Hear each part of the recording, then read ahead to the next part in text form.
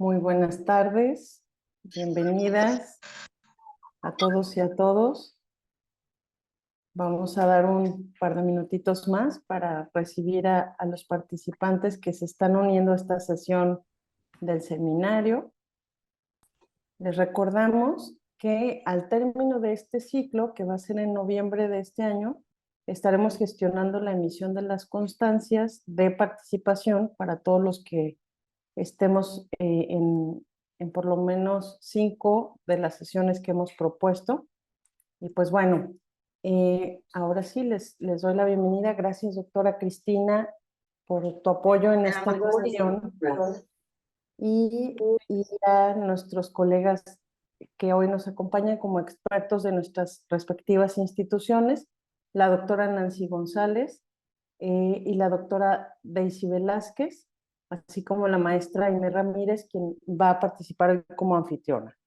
Bueno, parece que ya tenemos a la mayoría de los participantes que estaban registrados en la sala y pues ahora sí les doy la bienvenida formalmente a esta primera sesión del ciclo 2023B del Seminario Internacional de Actualización Disciplinar de la Maestría en Diseño y Gestión de Escenarios Virtuales de Aprendizaje de la Universidad La Salle de Colombia y la Maestría en Gestión del Aprendizaje en Ambientes Virtuales del Sistema de Universidad Virtual de la Universidad de Guadalajara. Soy Paola Mercado Lozano y estoy a cargo de la coordinación de la Maestría en Gestión del Aprendizaje en Ambientes Virtuales. Y como ya había comentado hace un momento, con la doctora Cristina Genic participo como interlocutora de nuestros equipos para hacer posibles estos espacios de diálogo entre nuestras instituciones.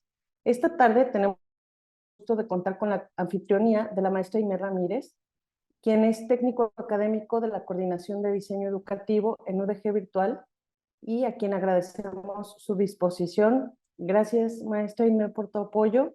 Los dejamos en muy buenas manos. Muchas gracias, maestra Paula. ¿Me escuchan bien ahí? Excelente. Sí. Muy bien. Pues bienvenidos y bienvenidas a todos. El tema que vamos a abordar hoy es reconfiguración del trabajo en el aula, estrategias de aprendizaje B-Learning. Y para ello nos acompañan la doctora Nancy Marisela González Robles y la doctora Daisy Velázquez Aponte. A continuación voy a dar una breve semblanza de cada una de ellas. En el caso de la maestra Nancy, ella es doctora en gestión de la educación superior y maestra en tecnologías para el aprendizaje. También es diplomada en formación por competencias en pedagogía contemporánea en inclusión social y educativa por la discapacidad. Es miembro del SNI, es decir, nuestro Sistema Nacional de Investigadores, y también es miembro titular de la Red Internacional de Investigadores en Turismo, Desarrollo y Sustentabilidad. RITURDES, que son las siglas de esta red. Y también ella está certificada como mentora de mujeres y niñas en STEM por el British Council. Actualmente labora como profesora investigadora del Sistema de Universidad Virtual de la Universidad de Guadalajara. También tiene experiencia en gestión de investigación, diseño curricular, diseño instruccional de cursos en línea y docencia en modalidad virtual y presencial. Cuenta con varias publicaciones nacionales e internacionales bajo las líneas de investigación de internacionalización de la educación superior virtual, procesos de gestión de movilidad virtual internacional, efectos lingüísticos, académicos y culturales de la movilidad virtual, modalidades y entornos de aprendizaje adaptados ante el COVID-19 y los desafíos de los estudiantes ante la enseñanza virtual emergente. Bienvenida, doctora Nancy. Muchas gracias, Aimee, y qué gusto saludarlos a todos y a todas. Pues muchísimas gracias por la invitación. Qué emoción. Excelente. Y bien, por otro lado, también voy a presentar a la doctora Daisy Velázquez. Ella es candidata a doctora en América Latina. Es magíster en docencia con interés en investigación sobre uso y consumo de la cultura mediática, virtual y digital. Es comunicadora social y periodista con énfasis en la investigación social en el área de comunicación educativa. Y tiene experiencia laboral en docencia, en investigación y gestión académica. Es responsable de la gestión editorial de la revista Actualidades Pedagógicas.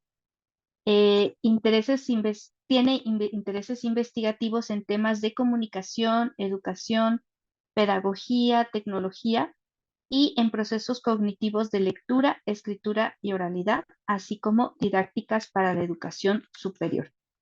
También es miembro del Grupo de Investigación, Educación y Sociedad y la Red Universitaria de Estudios en Cultura Digital, presidenta CICNIS Colombia 2022-2025. Muchas gracias, doctora Daisy, y bienvenida.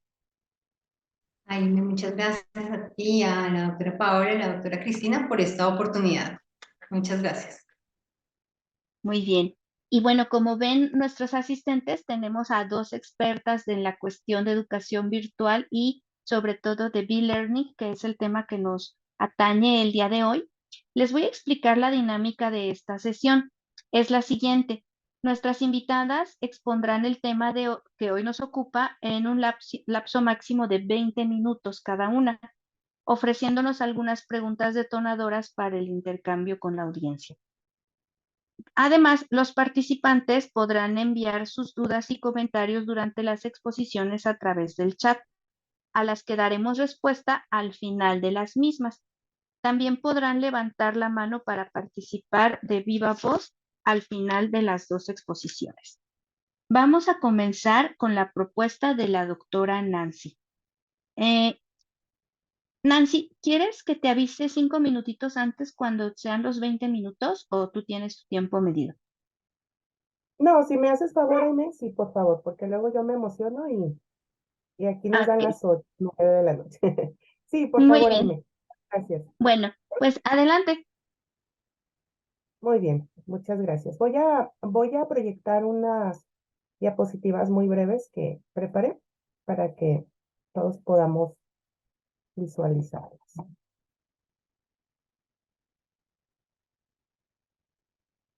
Ya estamos en posibilidad de leerlas, ¿sí?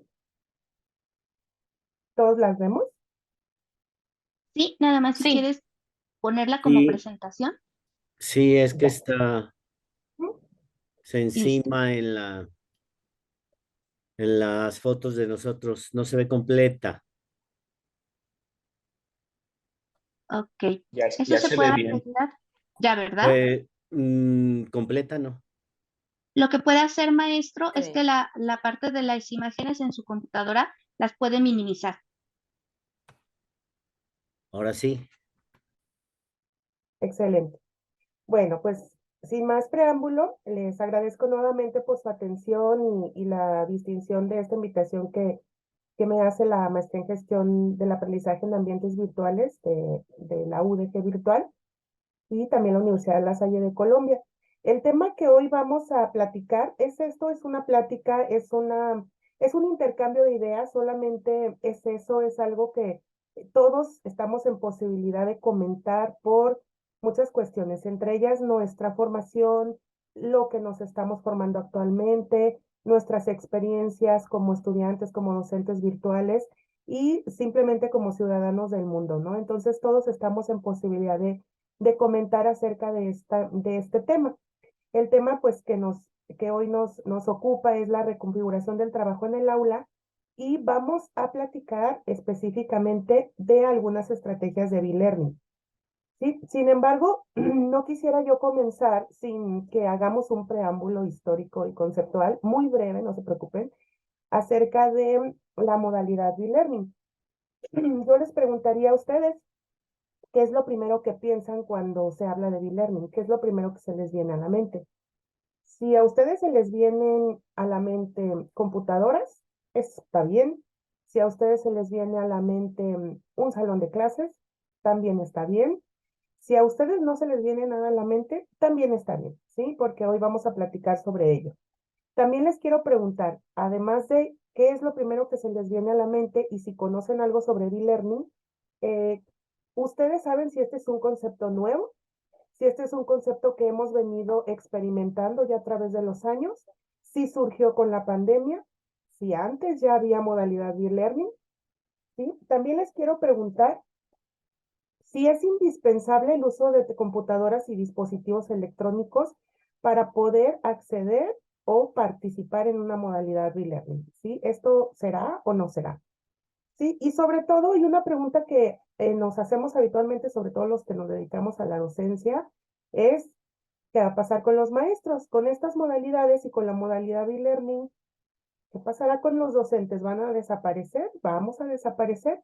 Bueno, todas esas preguntas vamos a tratar de responderlas durante mi exposición y de la doctora Daisy, y vamos a tratar de comentarlas con ustedes, ¿sí?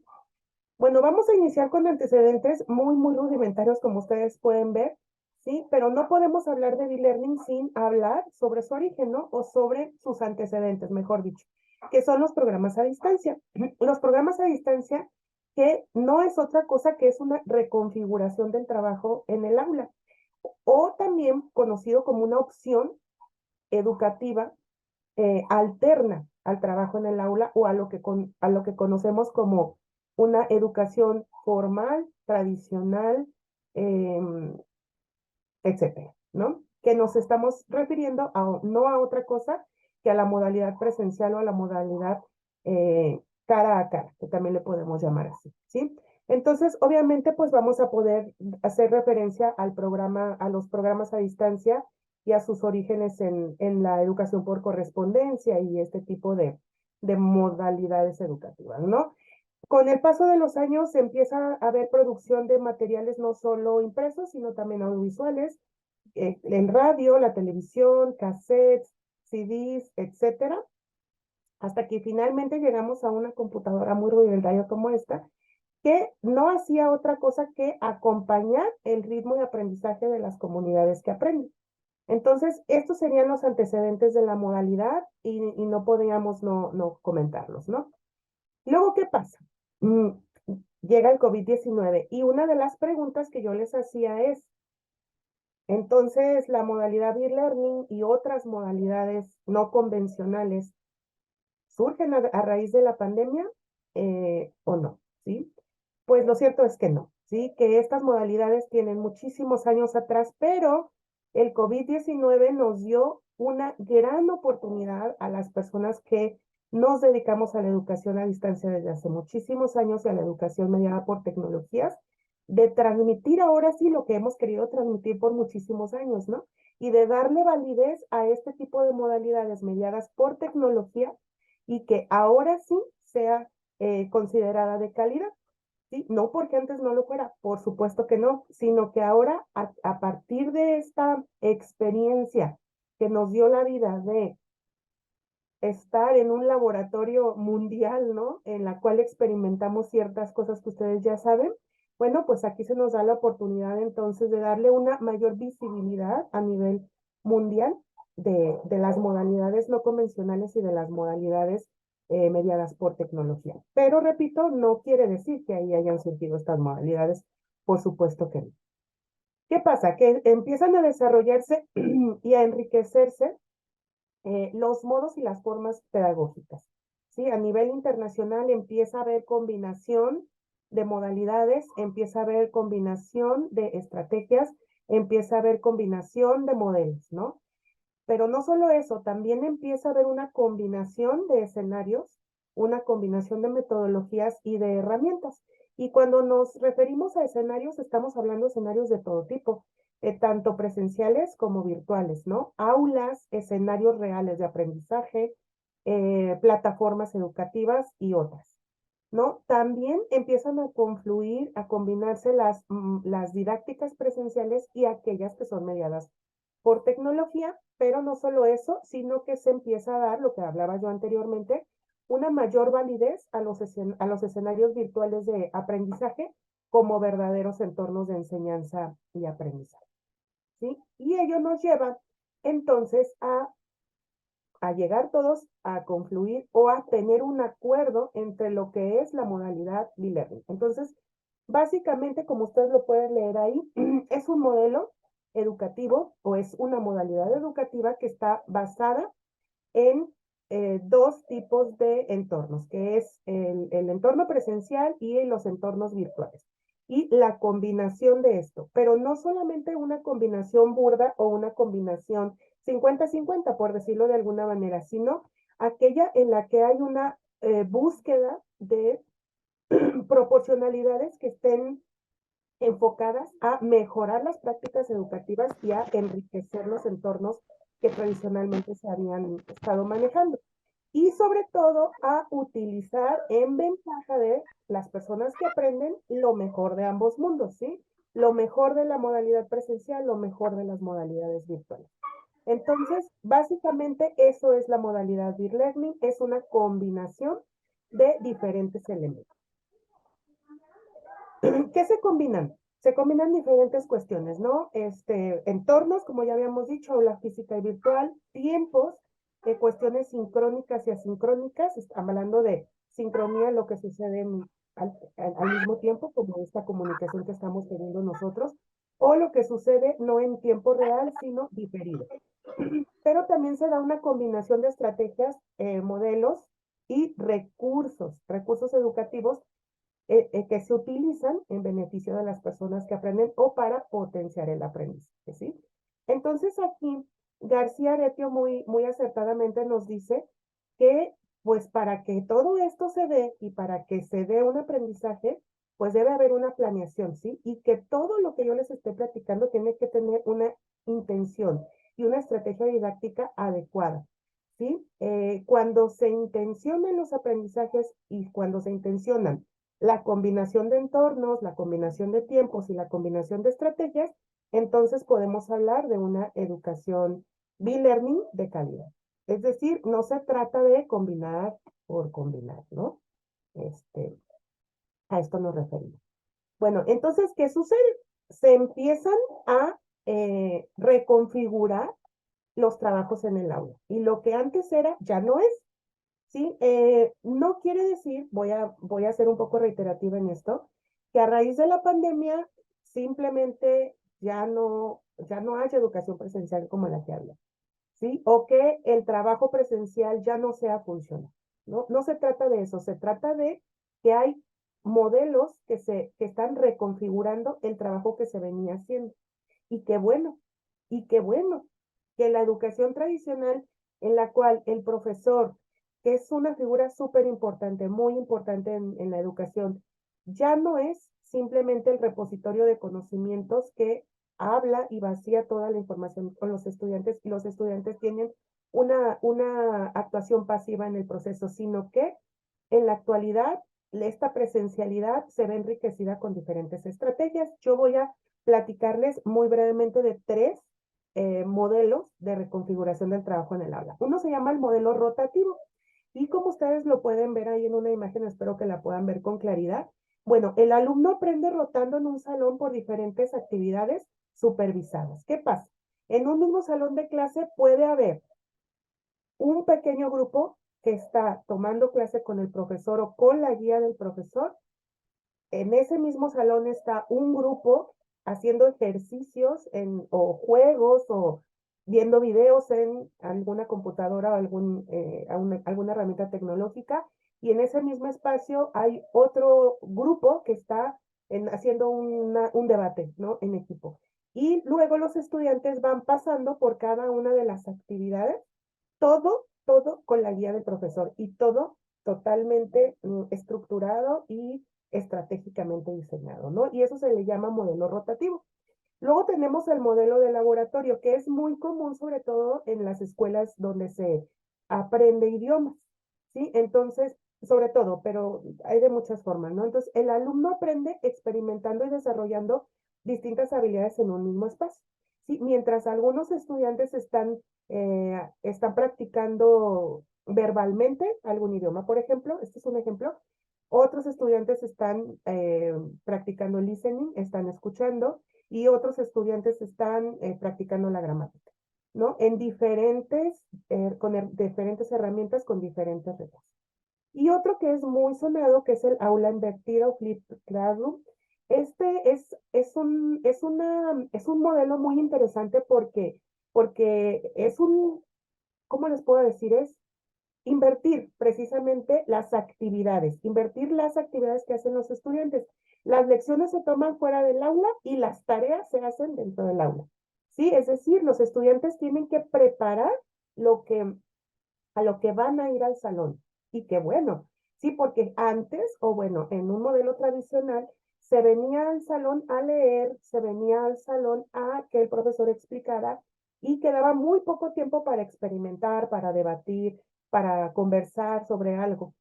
Incluso no había tiempo, entonces el profesor decía, allá en su casa lo practican, allá en su casa lo experimentan, ¿verdad? Entonces, ahora es al revés. El estudiante, que además tiene que hacerse responsable de su propio aprendizaje, tiene que tener lecturas previas, haber visto algún video, haberse documentado acerca de los temas que se van a ver en clase para que en la clase se aproveche, se optimice el tiempo en experimentar, en debatir, en jugar, en resolver, ¿sí? Entonces, básicamente nos estamos refiriendo a este tipo de modelos, pero existen muchos otros modelos, ¿no? Bueno, ¿qué potencialidades tiene entonces este tipo de modelos de reconfiguración y de estrategias? Primero, flexibilidad, ¿no? La flexibilización del conocimiento, independientemente del espacio y el tiempo en el cual se encuentra el profesor y el estudiante, a través de distintas formas de acceder, a través de distintas herramientas. Segundo, la autonomía del estudiante, que ellos mismos pueden crear las condiciones para estar participando más activamente en su propio aprendizaje, pero también hay que hacerlo responsable de su propio aprendizaje, ¿verdad? Como lo comentaba ahorita en el ejemplo del aula invertida. La colaboración, que se fomenta un aprendizaje colaborativo, crítico y el desarrollo de destrezas sociales con este tipo de modelos. Y el acceso innegable, eso no lo podemos negar, hacia un amplísimo volumen de información y contenidos que además se están actualizando segundo a segundo. Entonces, estas serían algunas de las bondades o potencialidades de este tipo de modelos de reconfiguración en el aula a través de el modelo de la modalidad B-Learning. Bueno, finalmente, a manera solamente de informativa, les quiero platicar algunas estrategias que pueden ser importantes en la utilización. Lo que yo les quiero decir es que el B-Learning es un metamodelo, o sea, es un modelo grande, en el cual dentro de él caben muchas estrategias, ¿sí? No es una estrategia más, es una metaestrategia, algo muy grande en la cual se pueden utilizar muchísimas estrategias dentro de esa combinación de modelos que podemos estar utilizando. Entonces, esto es muy, a grandes rasgos, dependiendo de qué es lo que se esté trabajando y cómo se esté interactuando, bueno, se puede dar una comunicación interpersonal. Las herramientas que ustedes pueden ver ahí son las que se pueden utilizar: videoconferencias, chats, correos electrónicos, foros, redes sociales, entre otras. Ya hablando de la actualidad y obviamente de la tecnología que actualmente utilizamos. ¿Qué tipo de estrategias de aprendizaje se pueden utilizar en esta metaestrategia de B-Learning? Tutorías, debates, paneles, exposiciones, lluvias de ideas, grupos de discusión y todo lo demás que el profesor o el diseñador instruccional previamente haya diseñado para que sea útil y para que realmente propicie el aprendizaje. ¿Sí? Dentro del trabajo colaborativo, pues hay infinidad de aplicaciones compartidas, edición de documentos, todo está en la nube actualmente, muchísimas aplicaciones que nos permiten colaborar a cualquier herramienta de comunicación interpersonal, y algunas estrategias que se pueden utilizar son el estudio de casos, el aprendizaje basado en problemas, el trabajo por proyectos, la investigación social, entre muchas otras.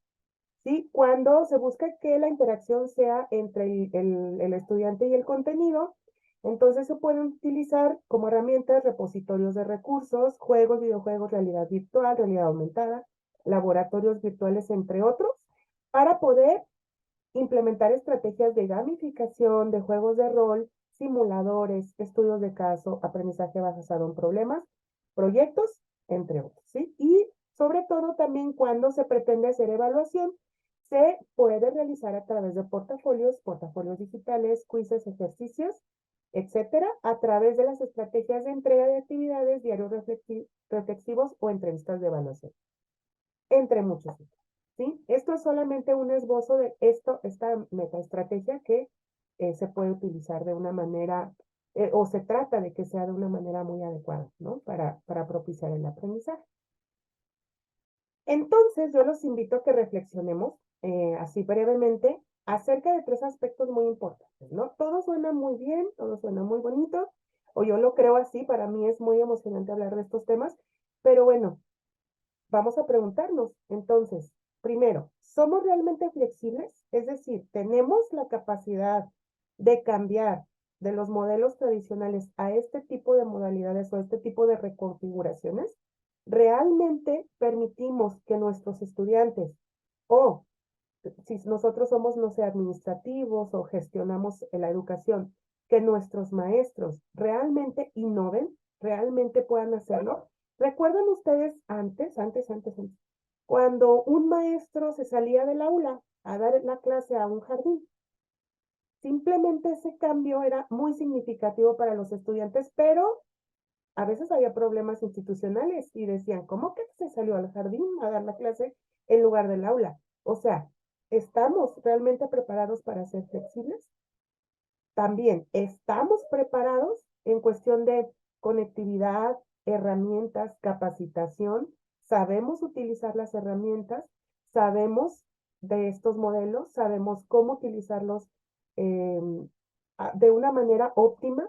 ¿Contamos con personas capacitadas? ¿Contamos con desarrolladores, educadores, docentes, diseñadores instruccionales preparados para este tipo de cambios?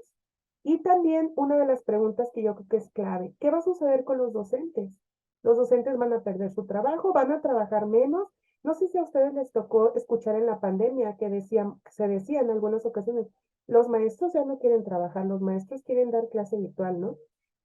¿Es esto realmente cierto? Bueno, pues por supuesto que no. Los profesores actualmente y los educadores son los orquestadores, son las grandes personalidades, además de los estudiantes, en estas transformaciones, en estas reconfiguraciones, en estas nuevas formas de hacer las cosas. Son las personas más importantes porque de ellas depende toda esta planeación y que la calidad educativa siga presente. Y también no nos tenemos que olvidar que el cara a cara también a través de medios tecnológicos o presencialmente es sumamente importante. Todavía somos seres humanos, todavía necesitamos a otros seres humanos para interactuar y para aprender en colaboración y de manera pues colaborativa y con la mejor calidad posible. ¿Sí? Bueno, esto sería todo de mi parte. Agradezco muchísimo su atención. ¿Sí? Traté de no extenderme mucho, pero estoy abierta a las preguntas que gusten hacer y al final las contestamos con muchísimo gusto. Muchísimas gracias, doctora Nancy. Eh, Ahora vamos a hacer, recuerden que las preguntas las vamos a hacer al final de nuestras 2 exposiciones y también pueden ir haciendo sus comentarios y sus preguntas en el chat. Bien, ahora vamos a ceder el uso de la voz a la doctora Daisy. Doctora Daisy, ¿quiere que le avise 5 minutitos antes de que sean los 20 minutos? Sí, está muy bien. Gracias, Amy. Sería importante poder Excelente. saber el tiempo. Muy bien, adelante. Yo voy a compartir también una presentación con,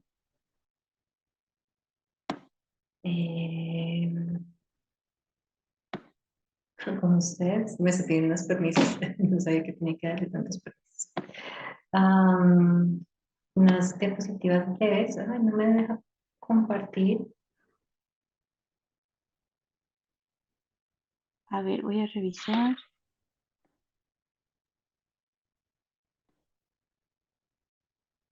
Pues aquí me dice que está usted como coanfitriona, entonces sí debería dejarle Es como que los compartir. permisos. A ver. Listo, ya está. Muchas gracias.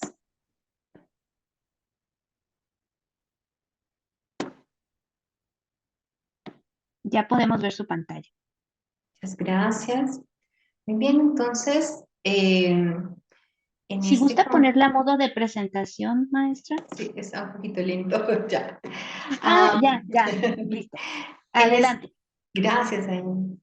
En este contexto de pensarnos sobre las La reconfiguración, ese concepto me gusta mucho porque implica, primero, que ya venimos con unas configuraciones previas de esa reconfiguración del trabajo del aula, que creo que la ponencia de la doctora Nancy es muy iluminadora frente a algunas claves que podemos ir involucrando quienes no lo hemos logrado todavía, y unas estrategias de aprendizaje. Yo quisiera proponer o plantear algunos retos que evidentemente en la situación colombiana, pero quise como contextualizarlas a la región latinoamericana, tenemos los docentes cuando trabajamos en este contexto en la modalidad B-Learning que ya la doctora Nancy nos ha explicado un poco a grosso modo para que todos podamos entrar como en sintonía al mismo discurso.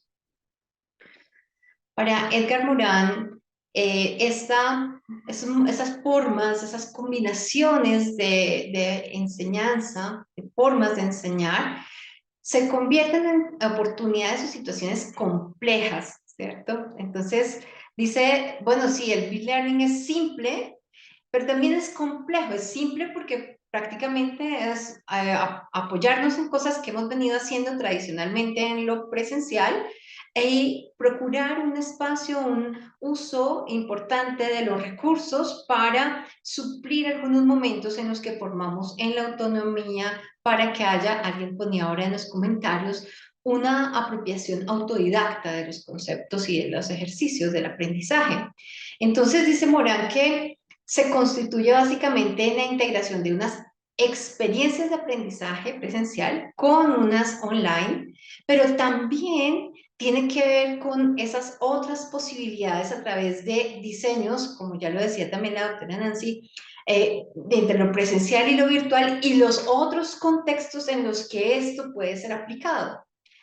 Es muy valioso reconocer que el blended learning no es solamente esto que sucede con los recursos tecnológicos que parece potenciar o se potenciaron a partir del momento de la pandemia, sino que con mucha trayectoria en muchas instituciones, en muchos lugares del mundo, ha sido un modelo utilizado con la intención de poder llevar la escuela a contextos donde es difícil el acceso. Entonces es muy, muy bello ese concepto, me parece importante reconocerlo no como la moda, no como el modelo único y que de pronto pueda ser reevaluado ahora con el tema de inteligencia artificial, sino que es un modelo que nos sirve a todos en esa implementación o integración de condiciones de la tradición, de la presencialidad y este uso de recursos, muchos como el del correo que también mencionaban ahora en la historia, y también alguien decía en el comentario que se había formado su hermano a través de correo. Mi madre hizo un curso de inglés a través de correo, les mandaban unos discos y demás. Todas esas eran formas en las que se formaban o se utilizaban los recursos. Así que yo quisiera, a partir de esa comprensión, pensar en 3 preguntas que pudieran incluso luego irnos a la conversación sobre ellas. Una, pues, ¿cómo hacemos los docentes para sortear esas limitaciones del contexto? Ahora vamos a hablar un poquito de ellas, de algunas que se pueden describir a partir de ciertas investigaciones que, al menos en el caso colombiano, se han hecho con mucho juicio, procurando identificar, vengan, ¿por qué esto del B-Learning se complejiza en algunos contextos? Entonces, ¿cuáles son esas limitaciones y cómo podemos nosotros como docentes sortearlas? Ya algo ha dicho la doctora Nancy con esas otras estrategias. Un tema que, digamos, está ahí como que sucede pero no sucede, que se da pero no se da, es sobre los sustentos teóricos y de los sustentos teóricos que subyacen a lo pedagógico y a lo didáctico. Todos hablamos de estrategias didácticas innovadoras, pero hay que pensar en esos modelos, teorías que están ahí para poderlas comprender y, bueno, ya les diré un poquito de eso, qué hacemos, cuáles son, cómo lo reconocemos y cómo los aplicamos. Y una tercera, que es sobre los desafíos que viven, y he puesto allí unos conceptos que yo creo que para ustedes son cercanos y si no es bueno que los podamos compartir para los docentes, los profesores, los asesores, los capacitadores, como los nos han denominado. Hay denominaciones que también corresponden a unas formas epistémicas de comprender este proceso educativo. Entonces, me parece interesante pensar en cuáles son esos desafíos que vienen. Y voy a plantearlo en 5 retos. El primero tiene que ver efectivamente con la capacitación y apoyo al profesorado. Una queja que vivimos, quizás la mayoría de los docentes en las universidades, en ese momento grueso de saltar de la presencialidad a la virtualidad o al modelo apoyado por tecnologías, fue no estuvimos suficientemente capacitados ni suficientemente acompañados. Y de ahí en adelante, las instituciones han procurado pensarse en programas para esto. Sin embargo, pareciera que nos hemos quedado en capacitar en lo instruccional, en cómo utilizar los recursos tecnológicos, pero hay que pensar también en cómo formar para, por ejemplo, tomar las decisiones más afortunadas para los procesos de aprendizaje según las disciplinas, según el nivel formativo, según las intencionalidades. Entonces, esto implica que la capacitación no se quede solamente en cómo dominar las herramientas, sino que podamos trascender a ese punto.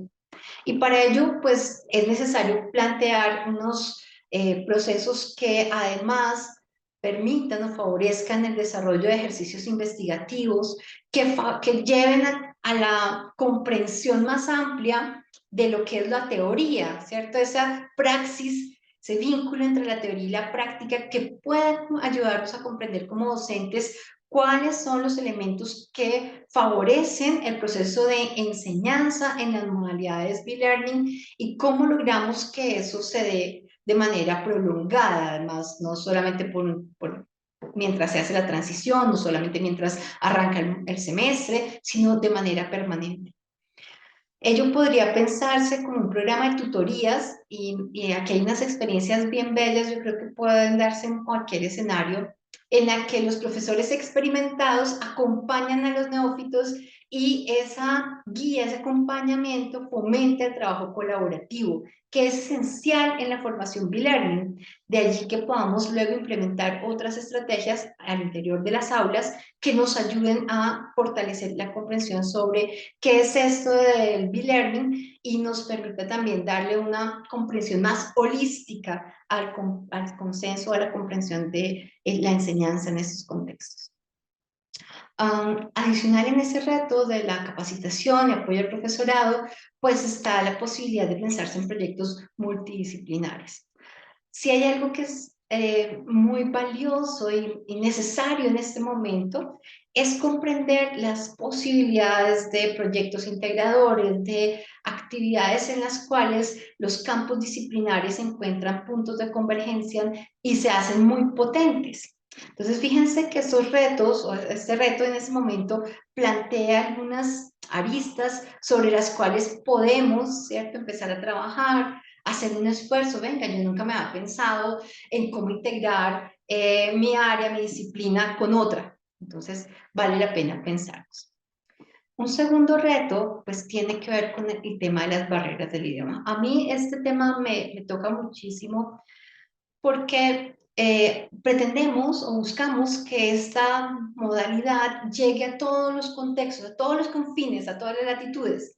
Y a veces olvidamos que nuestro continente latinoamericano particularmente es pluriétnico, pluricultural, plurilingüe, y eso implica que las plataformas o los documentos o los materiales que hemos configurado tienen una o dos configuraciones de lengua. Los hemos puesto en español, en inglés, los más usados en portugués, pero hemos olvidado esas otras comprensiones y ese reto es muy importante. Entonces, pensemos ese reto y digamos, podríamos pensar en que hubieran materiales en diversas lenguas, incluso en las lenguas nativas, que también sería muy potente. Hay unas brechas o parte de las brechas están dadas por estas brechas lingüísticas. Entonces, ahí hay un trabajo importante por hacer. Fomentar o reconocer distintas herramientas de traducción. Hoy hay un montón que pueden ser de fácil acceso y que nos favorecerían el ejercicio para comprender lo que está pasando, el contenido de un documento, para comprender lo que está diciendo el maestro, las instrucciones que se han dispuesto en la plataforma. A veces las podemos decodificar, pero no se comprenden. Entonces, esos ejercicios lingüísticos son muy importantes. Pensar de pronto en el ejercicio de colaboración por pares, donde alguien que sea más avesado o alguien miembro de la comunidad, para hablar de los casos de las comunidades indígenas, que sea bilingüe, pueda ayudar en el ejercicio de comprender los contenidos y trabajar conjuntamente para hacer una comunicación más efectiva. El tercer reto es sobre la garantía de la evaluación de calidad. La doctora Nancy mencionaba dentro de sus características del B-Learning ese posicionamiento, ese reposicionamiento de lo que es la educación virtual, que si bien es un modelo de varias décadas, nosotros digamos que reconocemos que en Latinoamérica particularmente hemos tenido mucha resistencia, incluso hemos visto el modelo virtual como con cierta inquietud. Entonces, hay que garantizar que podemos darle confiabilidad y validez a lo que sucede en el proceso en línea, a la forma como se evalúa, a tener unos mecanismos que garanticen que podemos hacer este curso en línea, ¿cierto? Que tiene paridad, igualdad, similitud con lo que sucede en los procesos presenciales. No para replicar lo presencial en lo virtual, que es una discusión amplísima, sino para dar esa, ¿cómo decirle? Esa validez, darles ese sustento y garantizar que lo que pasa en línea es tan relevante como lo que sucede presencialmente. A veces alguien podría considerar que lo que pasa en línea es más sencillo, más rápido, más fácil, y por eso es preferible. También entender que hay muchos métodos de evaluación, creo que también la doctora Nancy mencionó varios, y eso implicará pues que nos formemos en esas formas de comprensión de la evaluación. El cuarto desafío está en las habilidades de la alfabetización digital. Creo que es necesario que no nos quedemos solamente en comprender cómo se maneja la plataforma, sino también cómo participamos, cómo somos co-creadores, cómo no nos quedamos en el proceso de responder o llenar tareas y subir a la plataforma, sino también planteamos estrategias y somos propositivos en el ejercicio. Eso implica pues también pensar, voy a insistir en esto, en realizar investigaciones que promuevan ese tipo de alfabetizaciones. Un tema que esta semana que tuvimos el seminario de doctorado, hablábamos sobre las literacidades, poder formar en esas otras formas de leer, la cantidad de recursos versátiles que tienen esas modalidades y tener lectura crítica de ellas, por ejemplo. Y esto pues debería estar integrado en el plan de estudios, ¿no? A veces damos por hecho que todos los estudiantes ya vienen con ese chip incorporado y no necesariamente es así. Y el quinto reto pues está centrado, que si bien como la doctora Nancy lo decía, no es específicamente el eje de la modalidad B-Learning, pero sí tenemos que reconocer que hoy es sobre la plataforma que más nos movemos, es sobre todo el desarrollo tecnológico y tenemos unas brechas importantes. Entonces, pues claro, ese reto se nos sale de las manos a los maestros, tiene que ver con unos asuntos políticos que a veces no están pensados en lo pedagógico, sino en los intereses de los gobernantes o de los inversores. Entonces, importante reconocer que estas brechas o esas situaciones, ese reto, podría ayudarnos a pensar en cómo utilizar recursos o materiales que no requieran, que no exijan un ancho de banda altísimo, sino que tengan una demanda menor, ¿cierto? Para que podamos ofrecer unos materiales más asequibles, por decirlo de algún modo, de pronto comprender de acuerdo con cada contexto cómo utilizar efectivamente, eficazmente cada una de las plataformas para mejorar las experiencias de aprendizaje. Entonces, bueno, aquí una síntesis de esos 5 retos, recordando esta definición que me gusta mucho, por eso puse retos y desafíos, porque los retos parece que son algo que podemos construir, ¿cierto? Es un objetivo, tratan de llevarnos un objetivo que ha sido difícil llevar a cabo, pero que es un desafío para luchar contra, para romper cosas que pueden ser mucho más difíciles, y por eso son retos y desafíos para nosotros como docentes. Aquí comparto algunas de los textos de las investigaciones con las cuales nos hemos apoyado. Las dejaré en la presentación que seguramente podremos compartir después. Les recomiendo especialmente la conferencia del doctor Wilches sobre esa mirada crítica de las formas de interacción, que si bien está centrada en los movimientos sociales, habla de muchos elementos que como docentes podemos aprovechar para este escenario de formación y esas estrategias de aprendizaje. Eso quisiera compartir con ustedes. Muchas gracias y espero que sea motivador para que podamos preguntarnos. Muchísimas gracias, doctora. Bueno, ahora vamos a pasar a nuestra sesión precisamente de diálogo. Por lo tanto, solicitamos a los participantes que levanten la mano para darles el uso de la voz, mientras retomamos algunas preguntas y comentarios del chat. ¿Ok? Entonces, aquí tengo algunas manitas levantadas. Déjenme poner aquí en los participantes. Ok. Adelante. Cristina Henning, tiene la manita levantada. Adelante, maestra. Buenas noches para todos. Un gusto estar aquí con ustedes y agradecer a nuestras ponentes por la presentación de los temas y las preguntas que nos plantean. Yo quisiera que nuestras ponentes profundizaran un poco sobre, o más bien, nos dieran posibilidades para aquellos profesores que quisieran incursionar en esta modalidad educativa, que no lo han hecho todavía.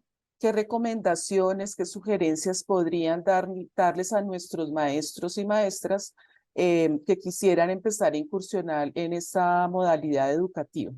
Y muchas gracias de nuevo por la participación.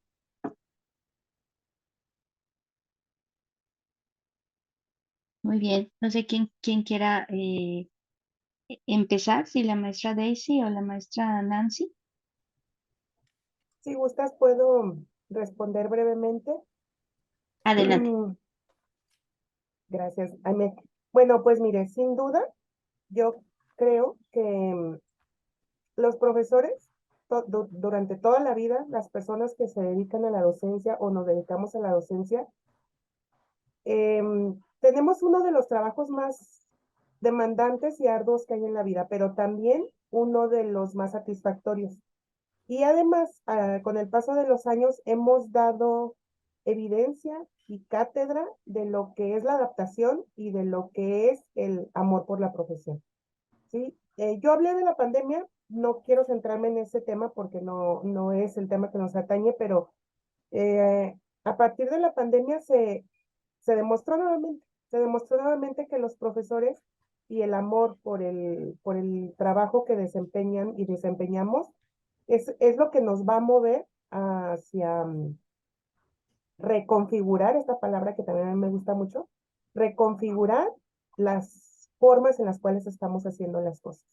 ¿Sí? ¿Qué recomendaciones tenemos que hacer? Bueno, pues lo primero es la mentalidad, ¿no? Cambiar la mentalidad, abrirnos hacia las posibilidades que tenemos de enseñar, hacia las posibilidades que tenemos de nuestro propio rol como docentes, hacia esa transformación de que nuestro rol ya no es el rol tradicional, de que nuestro rol ahora es algo transformado, no más fácil ni más difícil, simplemente diferente, que nuestro rol ahora es un rol de moderador, de facilitador del aprendizaje, de acompañante, ¿no? De experiencias de aprendizaje de los estudiantes. Entonces, lo primero es aceptar esto, ¿no? Y es aceptar el cambio radical de los paradigmas que habíamos aprendido y que ahora hay que desaprender. Eso es por un lado. Por otro lado, pues la capacitación, ¿no? Que es muy importante. La capacitación, sí, en el uso de tecnologías, pero no solo en el uso de tecnologías. Lo que pasa que no se trata solamente de usar las tecnologías por usarlas o cambiar por cambiar, sino capacitarnos en esta reconfiguración de modelos. ¿sí? ¿Para qué utilizaríamos un aula invertida, o sea, un modelo de aula invertida? ¿Sí? ¿Qué sentido tendría? ¿Qué objetivos perseguimos? ¿Qué tipo de actividades vamos a diseñar y a mediar? ¿Qué queremos obtener? ¿Cómo vamos a evaluar eso que vamos a obtener? Sí, entonces yo creo que la capacitación también es uno de los aspectos pues sumamente importantes que tenemos que considerar. Y tercero, pues considerar a nuestros estudiantes como el centro, ¿no? El centro del aprendizaje, el centro del proceso, darles el valor que merecen, darles esa, ese valor de autonomía que ellos necesitan y que ellos tienen, pero hay que potenciarla, ¿sí? Y que nosotros mismos, a través de la propia seguridad que nosotros tenemos en ellos puedan también en algún momento dado poder adquirir destrezas, habilidades, capacidades por sí mismos, ¿no? Y creo que si logramos eso, hemos logrado todo, ¿no? Hemos logrado muchísimas cosas. Esa es mi visión y pues no sé si la doctora ni siquiera agregar algo. Gracias, doctora Nancy. Yo creo que me han escuchado decirlo hoy como 2 o 3 veces. Yo insistiría en ser autorreflexivos y propiciar espacios de indagación. Yo sé que la investigación parece como una cosa grandísima, ¿cierto? Pero los grandes maestros que han sistematizado sus prácticas, se han estudiado, han sido autorreflexivos, generan esa sistematicidad para llevarse para ir a lograr procesos investigativos que nos hacen curiosos, que nos hacen propicios a estar indagando, consultar, conocer otras experiencias, preguntarle a los colegas. Y eso va alimentando el interés y va fomentando esa necesidad de dislocarnos de este lugar cómodo en el que tradicionalmente nos hemos puesto. A ver, yo veía ahora estos comentarios de, y bueno, entonces, ¿cómo se hace? Denos un ejemplo de cómo se hace esto.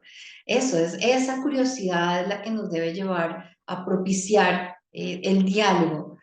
A veces pensamos que tiene que venir el gurú del e-learning a decirnos cómo hacerlo y de pronto nuestro colega, nuestro compañero de módulo está haciendo una experiencia preciosa, pero no sabíamos, entonces pues no vamos allá. Entonces animarnos abrir nuestros ojos a nuestro contexto y ver quiénes están trabajando, consultar y eso, indagar, ser autorreflexivos. Esto es un camino que hay que ir haciendo, ¿no? Hay que ir a andar. No vale quedarse sentado pensando que quién va a venir a resolverte, sino hay que ir a andar, buscar, experimentar, innovar. Eso. Muchas gracias, maestras. Bueno, tiene la manita levantada Eduardo Alfonso Mora. ¿Quieres abrir tu micrófono, por favor, Eduardo? Claro, ya estoy listo. Sí, una de las cosas que me llamó la atención, muy interesante la exposición de las dos doctoras, pero me dejó de verdad eh, reflexionando, porque así le llamó a ese espacio la doctora Nancy, cosas que hay que reflexionar. Y una era que si estamos preparados. Y la segunda, ¿qué pasará con los docentes? Y de ahí se me desprende, pues, precisamente reflexionar que el docente adquiere un papel trascendental en este proceso, definitivamente. Para sí, el hecho de tener que prepararse, actualizarse en la tecnología y adecuar toda su experiencia docente de toda una vida, 30, 15, 25 años, a esta nueva manera del e-learning. Y también adquiere un papel muy importante para ayudar al alumnado a canalizar el potencial de asimilar la tecnología que tiene por sí mismo, llamémosle los millennials, se le llaman, y canalizarlo para comprender que no solo es para divertirse, para juegos, sino que es una verdadera herramienta para su desarrollo personal y profesional, explotar su potencialidad, pero ahora para prepararse para su porvenir, para su futuro.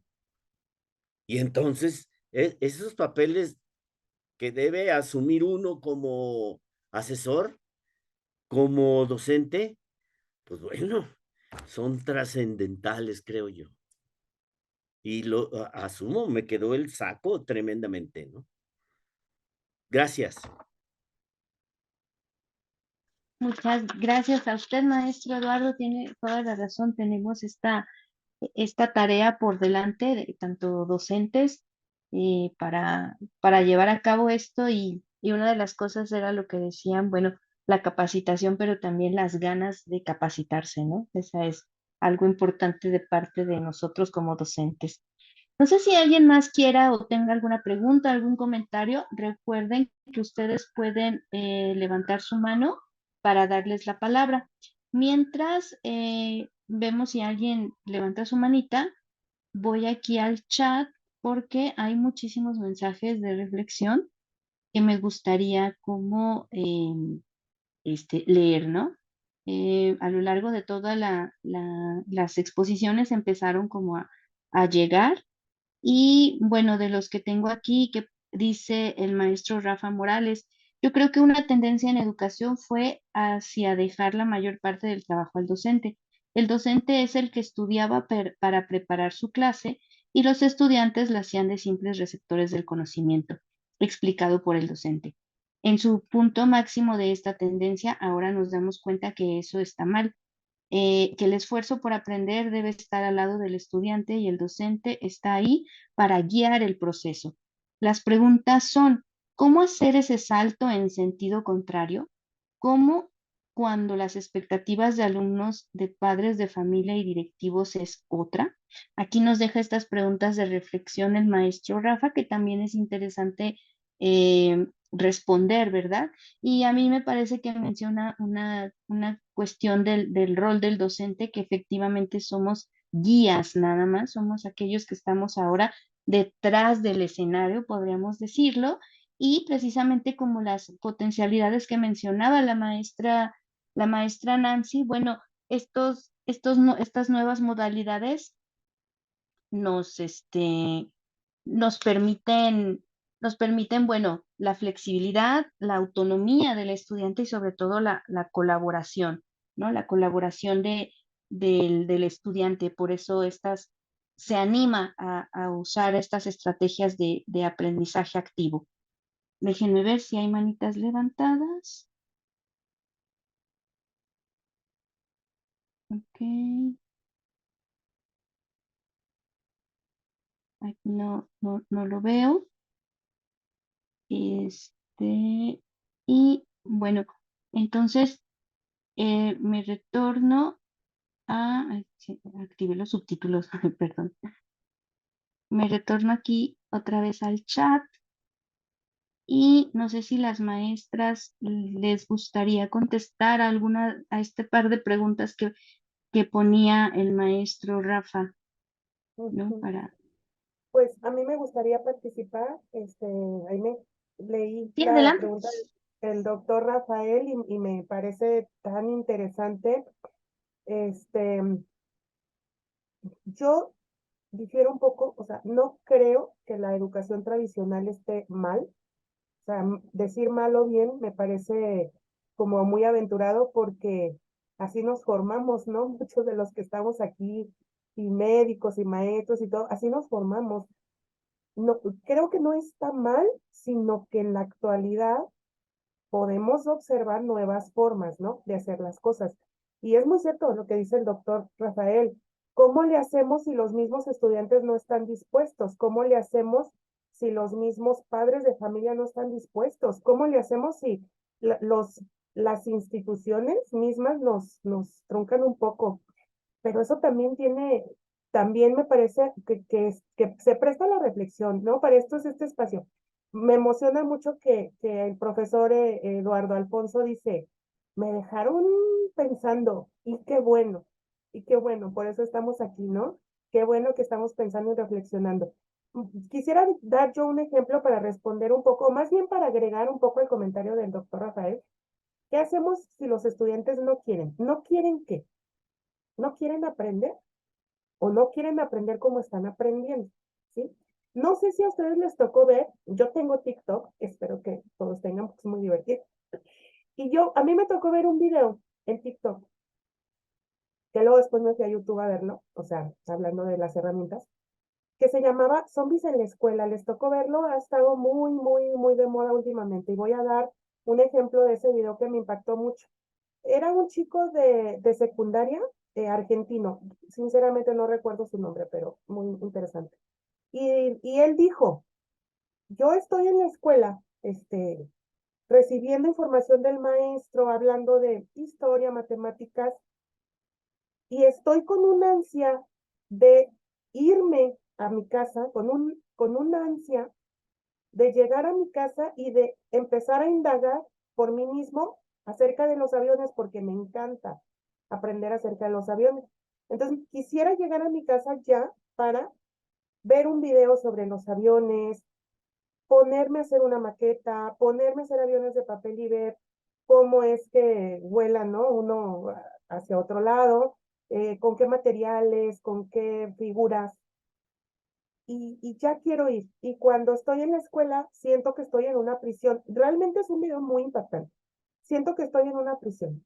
Entonces, ese estudiante no es que no quiera aprender. O sea, tiene sed, tiene ganas de irse ya a su casa a aprender autónomamente a través de diferentes medios, metodologías, herramientas, recursos, experimentación, modelos, métodos, todo lo que hoy hablamos. ¿Sí? Simplemente no quiere aprender como está aprendiendo en la escuela. Y da otro ejemplo, rápidamente se los digo. Él decía, toda la vida he aprendido matemáticas de manera memorística, no me acuerdo del 90% de las cosas que aprendí, pero en alguna ocasión estuve, decía este estudiante, en un taller para formarlo para unas olimpiadas de matemáticas. Y el profesor les enseñó a través de acertijos. Les decía, ¿cómo vamos a hacer para acertijos, no? Y aprendí lo que nunca había aprendido en los 12 años que tenía en la escuela, ¿no? Entonces yo creo que no es que los estudiantes no quieran aprender o los padres no queramos que nuestros hijos aprendan. O sea, más bien son las formas y los modos los que es indispensable ir reconfigurando, ir armando y también ir adaptando a las realidades que estamos viviendo, ¿no? Y a los contextos. Sí, decía el profesor Eduardo, pues que los chicos no crean que solamente los dispositivos son para jugar. ¿Y por qué no? ¿No? ¿Y por qué no les enseñamos jugando? Y no solo es para divertirse. ¿Y por qué el aprendizaje no tiene que ser divertido? ¿Sí? Entonces no está peleado el juego, el aprendizaje, la diversión. Simplemente es la adaptación. Tampoco, o sea, se trata esto de integrar, de hacer un modelo integrador, ¿no? Que integre todo esto que hemos estado hablando a favor del aprendizaje y adaptando a las necesidades y a lo que realmente se quiere, ¿no? Y perdón que me extienda un poquito, quiero decir algo que también hace un momento quería decirlo cuando el profesor Eduardo comentó sobre qué va a pasar con los docentes, ¿no? Y les voy a decir otro ejemplo, ¿no? Eso lo leí, ¿no? Hubo un estudio que se hizo, no un estudio, una experiencia, ¿no? Que luego se volvió datos, en una escuela de Fresno en Estados Unidos, ¿no? Un grupo de estudiantes pues reprobó el ciclo escolar y lo reprobó en una modalidad presencial. Reprobó, entonces para hacer un curso remedial para que ellos pudieran pasar de ciclo, les ofrecieron un curso virtual, es decir, 100% asincrónico, un curso virtual. Los estudiantes lo cursaron y solo el 40% pudo aprobarlo. No es que no supieran tecnología, eran niños tecnológicos, ¿no? Saben de tecnología. No lo aprobó. Entonces dijeron, ¿qué podemos hacer para ayudarlos? Bueno, vamos a traer a los chicos aquí a la escuela y que hagan el curso virtual mientras su profesor está con ellos, apoyándolos, mientras está con ellos, guiándolos, resolviéndoles algunas dudas, ¿sí? ¿Y qué pasó? el 90% de los chicos aprobaron el mismo curso. ¿Qué pasaba? Tenían al profesor al lado, ¿sí? Que lo tenían como figura de confianza y como figura de mediadora, ¿no? El profesor no hizo los ejercicios por ellos, no hizo el curso por ellos, simplemente estaba ahí guiándolos en ese momento presencialmente, pero pudo haber estado virtualmente también o sincrónicamente. Ahí está la importancia del docente. O sea, el docente sigue siendo una figura súper importante en estos procesos, pero también hay que dejar que los chicos solos o los alumnos, los estudiantes adultos también, desarrollen sus propias habilidades, ¿no? Entonces, esto es lo que yo quisiera aportar en ese sentido. Muchas gracias, maestra Nancy. Voy a dar la palabra aquí, tiene la manita levantada, Mirel Díaz. Mirel, ¿quieres abrir tu micrófono, por favor, para comentar? Aquí está. Y bueno, primero que nada, todo es muy interesante. Quería hacerles yo una reflexión y que me dieran su opinión. Yo he visto que pocas veces se menciona que para mí el hecho de la virtualidad ha traído también un espacio seguro para muchos estudiantes masa de un salón de clases y es más fácil, más noble y ellos se atreven más a hacer un comentario, a mandar un correo, encuentran un espacio seguro. Aparte de la violencia que estamos viviendo, es un espacio físicamente más seguro que se me hace una opción y también en cuestión ambiental, que luego va a llegar un Mirel, punto. Ujú, ¿sí? Mirel, Bueno, ¿puedes apagar tu cámara? Porque te escuchamos sí, cortado. Sí. perdón. Sí, le digo que a mí se me hace también que es un espacio, una ventana a un lugar seguro, tanto con las contingencias ambientales, con las cuestiones de violencia y para todos esos niños que sufren bullying, que sufren acoso, o los niños que quedan en medio en los salones grandes, donde no hay facilidad para interactuar, donde no son ni el niño problemático que el maestro tiene en la mira, ni el niño destacado que siempre está participando. Entonces creo que para mí eso es algo que reflexiono mucho y que me motiva también a seguir en este tipo, preparándome para este tipo de educación, porque sí creo que tiene una oportunidad y una realidad de que es el futuro. Muchas gracias, Mirel. Tienes razón. Es una también de las bondades que podemos tomar de la virtualidad. Y bueno, también se da lo que mencionaba la maestra Nancy, que también entonces el profesor no solo se vuelve, no es solo da cátedra, sino también acompaña el proceso de aprendizaje del estudiante. Hay personas que están preguntando sobre cómo pueden tener las presentaciones y me parece que esto se los hacen llegar por parte de la coordinación, así como la grabación de este seminario, ¿sí? Eso lo pueden preguntar directamente con su coordinador porque tengo entendido que ellas son quienes les proporcionarán los materiales. Bueno, voy a dar lectura aquí a algunos comentarios antes de dar la palabra, que sí, mientras participan en voz, se dan mucha interacción aquí en el chat. Bueno, José Daniel Gómez dice que hay un link o enlace para registrar la asistencia. Al inicio se te envió precisamente un link para registrarte y automáticamente te daba la liga del Zoom. Entonces, con eso es suficiente. Y bueno, por acá dice, la cultura del aprendizaje autogestivo debe iniciar con los primeros años de educación en los primeros años de escuela, es decir, desde el preescolar. Así se transforma en una cultura formativa. Y luego acá Eva Ruiz nos dice, creo que nos ha costado a todos, tanto docentes y discentes, el saber que hemos evolucionado y que adaptarse a los cambios y evolucionar con ellos. Eso es lo ideal, ¿sí? Claro, y como pienso que con todo cambio, bueno, no siempre es fácil, ¿no? El maestro Rafa pone aquí otra pregunta más que dice, ¿cómo se relaciona lo comentado por las ponentes con la nueva escuela mexicana? Esa pregunta la dejamos ahorita aquí en stand-by o en pausita porque hay dos personas que quieren platicar. Y Laura Hernández, como mencionaban con anterioridad, muchos estudiantes esperan que el docente de todo. Sin embargo, el punto de la educación es que ellos aprendan a pensar y no a memorizar.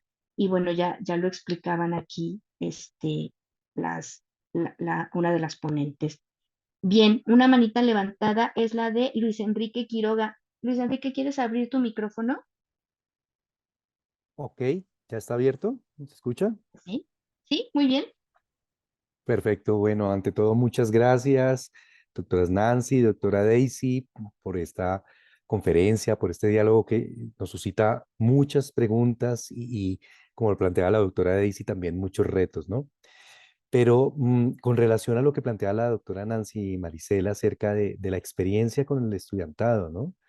Eh, recuerdo algo que he venido trabajando hace algún tiempo sobre la hospitalidad y el cuidado pedagógicos.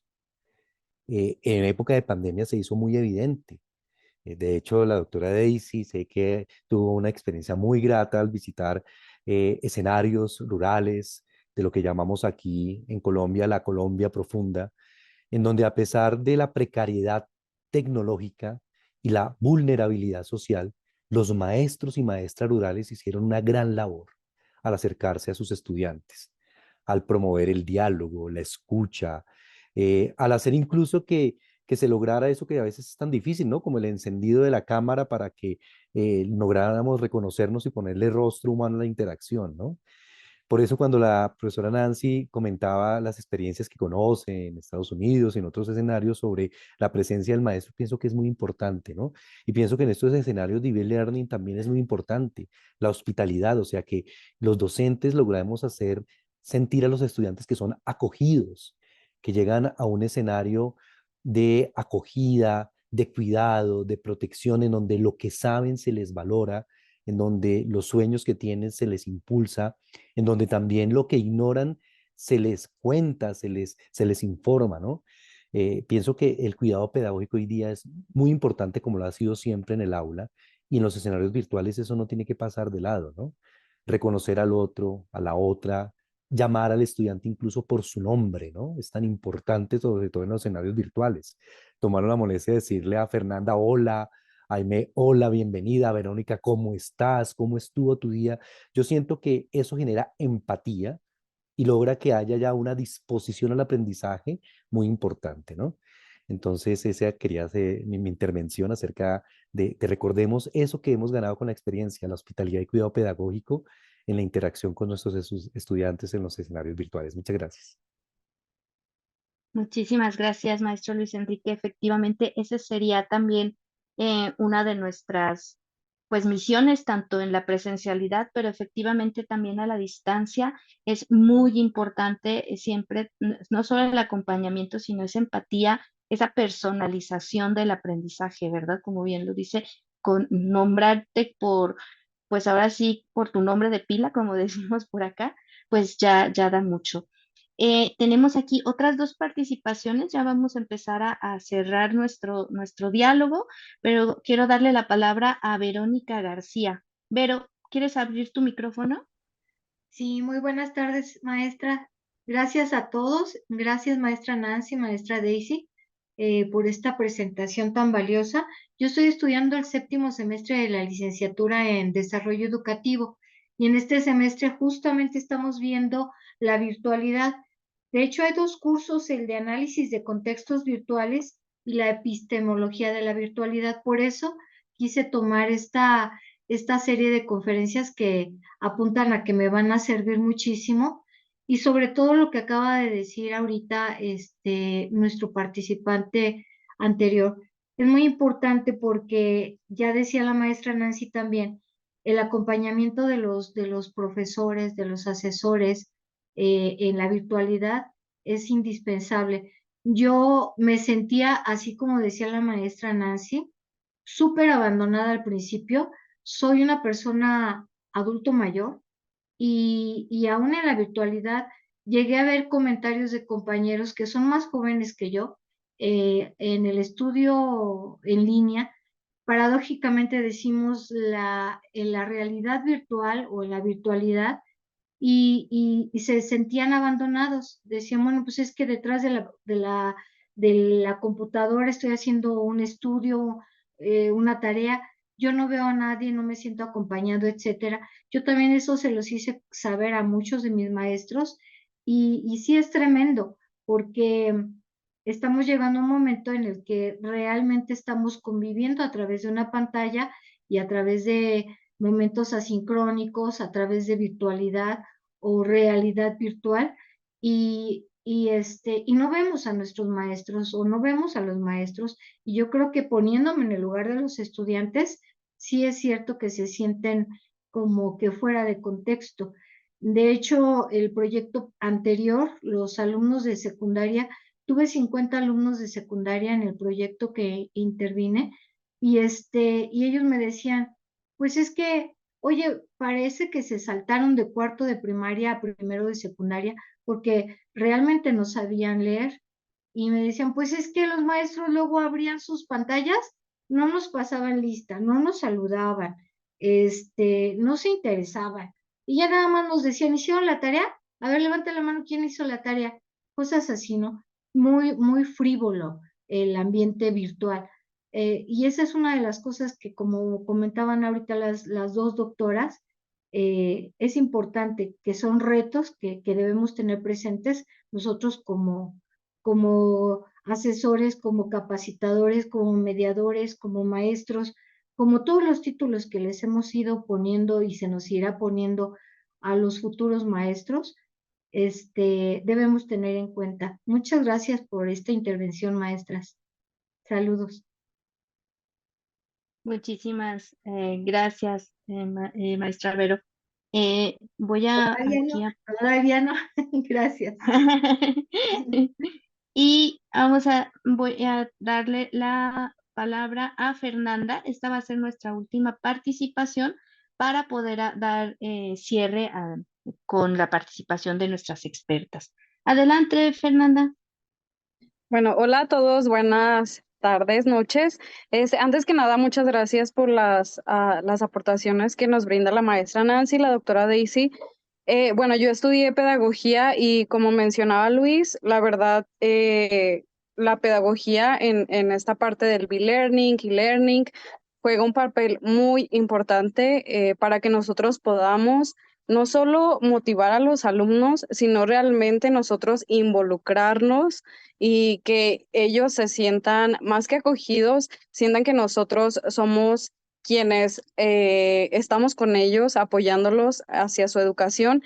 Y me gusta mucho esta parte que resalta la doctora Daisy de que siempre estamos como pensando que más allá de lo que ya tenemos son retos, o sea, nosotros como docentes siempre tenemos que tener ahora sí que un plan B, un plan C, un plan D y siempre mirar más allá de lo que tenemos en nuestra aula.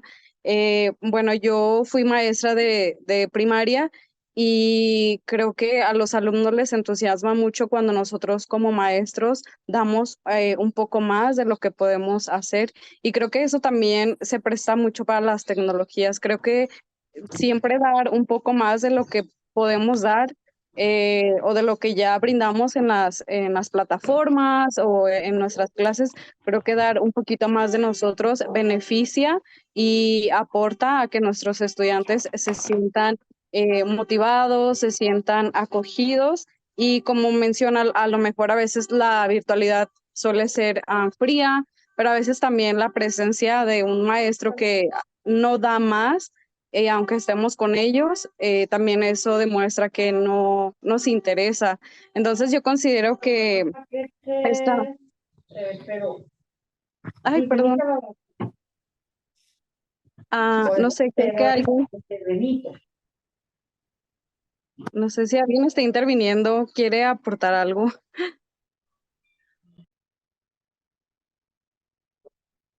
O Adelante, Fer, ya era un micrófono prendido. Ok, ya. Y como les comento, yo, bueno, brevemente les platico cuando yo daba mis clases de cultura, a mis alumnos les emocionaba mucho cuando yo me personificaba de algún autor de cultura, ya sea Frida Kahlo, Diego Rivera, y como mencionaban en una parte, a veces salirte del aula también ayuda bastante a que ellos no sientan que solamente es como esta, a lo mejor esta prisión, sino que siempre ir más allá, como les menciono, siempre dar un poquito más de nosotros y no solamente un poco, sino siempre innovar, siempre estar creando, siempre ver por ellos y ver por su aprendizaje y su crecimiento personal y su crecimiento en conocimientos. Creo que esta plática a mí me ayuda mucho a ir como estructurando ideas para poder visualizar lo que me gusta y lo que quiero. Y la verdad, creo que sus aportaciones me edifican y me enriquecen mucho lo que me dan como nuevo. Y la verdad agradezco mucho este espacio y que me hayan permitido dejar mi aportación. Muchas gracias. Muchas gracias a ti, Fernanda. Muy interesante. Es parte de esta vocación también del ser el profesor, ¿no? De hacerlo con este amor, con el corazón, porque a final de cuentas estamos tratando con personas y a veces cuando tenemos salones, como decía la maestra Vero, de 50 personas, empezamos a hacer ver en masa, pero a final de cuentas estamos tratando con seres humanos y eso siempre hay que tenerlo bien presente.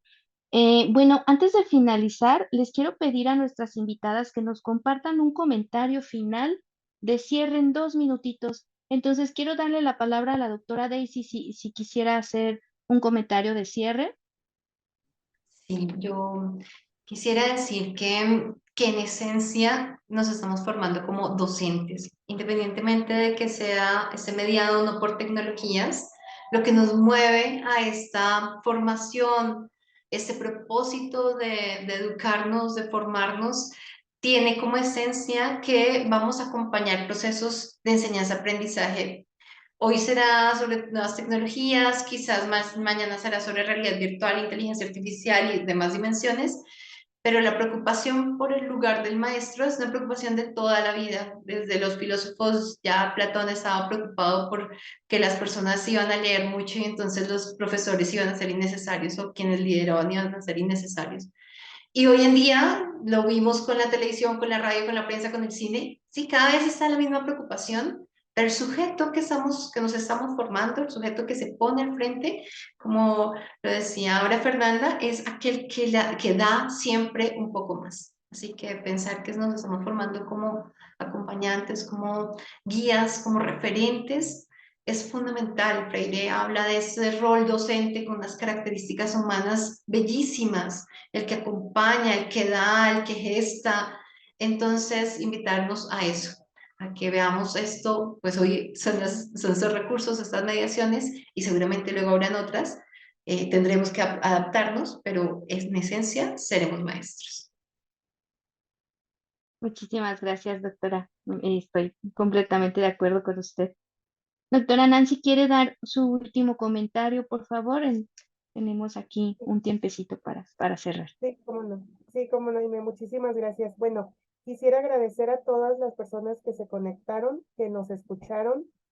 Todas las preguntas las leí, muy interesantes, todas las preguntas que no se pudieron contestar ahorita todas, pero lo más importante no es buscar la respuesta ahorita, ¿no? O en nosotras, sino preguntarse eso que se preguntaron y indagar y colaborar y buscar otras voces, otras personas. Para eso es este espacio, eso es lo más emocionante de este espacio, que nos escuchemos. No tenemos la verdad absoluta, creo que ninguno.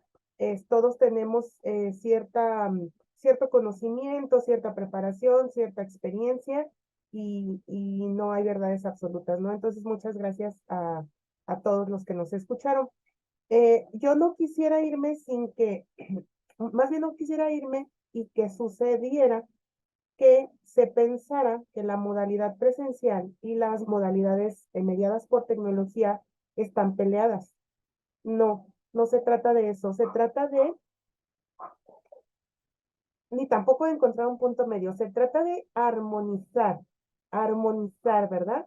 Las modalidades, armonizar el rol del docente, el papel que juega el estudiante, el papel que juega la comunidad, que ahorita no hablamos mucho de eso, pero que juega la comunidad educativa en general, y de armonizar todo aquello de lo que podemos echar mano para mejorar los procesos educativos, ¿sí? Hablando de modalidades, hablando de herramientas, hablando de recursos, hablando de estrategias, ¿no? Entonces, de esto se trata, de que integremos, armonicemos y busquemos fórmulas que sean adecuadas para que se propicie un aprendizaje significativo en las personas que aprenden y que, a final de cuentas, pues los más beneficiados sean ellos y que la educación, la calidad en la educación sea nuestro principal objetivo, ¿sí? Entonces, pues así lo quiero cerrar y pues muchísimas gracias nuevamente. Muchas gracias, Nancy. Efectivamente, creo que el docente se vuelve este guía que tiene ahora una herramienta más que es la tecnología y depende mucho de nuestro contexto, de nuestro estilo de enseñanza también, de cómo podemos tomar, ¿verdad? Tomar aquello como un beneficio, como una opción más que tenemos, ¿no? Y ya lo planteabas también en el cuadro que presentaste, un montón de estrategias de las que podemos hacer uso de acuerdo tanto a nuestra disciplina incluso, ¿no? Y nuestro grupo de estudiantes. Entonces creo que para mí es un gran beneficio y que nos llevamos ahora cada uno de nosotros unas preguntas de reflexión hacia cómo queremos implementar esto en nuestra práctica. Bueno, pues les agradecemos a todos y a todas la participación. Agradecemos especialmente la participación de nuestras expertas y, y a esto que, bueno, nosotros somos comunidad, entonces las comunidades de los posgrados en este espacio de intercambio académico. En nombre de la Universidad La Salle y del Sistema Universidad Virtual de la Universidad de Guadalajara, les invitamos a participar en la siguiente sesión del seminario que se llevará a cabo el 7 de septiembre próximo. Ahí va nuestro tema, también es un tema súper bonito y que precisamente es una de las formas en las que también podríamos implementar nuestra práctica, es la gamificación en ecosistemas virtuales de aprendizaje. No lo olviden, es el próximo 7 de septiembre, ahora sí como en la televisión de antes, misma hora y mismo canal. Entonces los esperamos y les deseo a todos y a todas muy bonita noche y hasta pronto.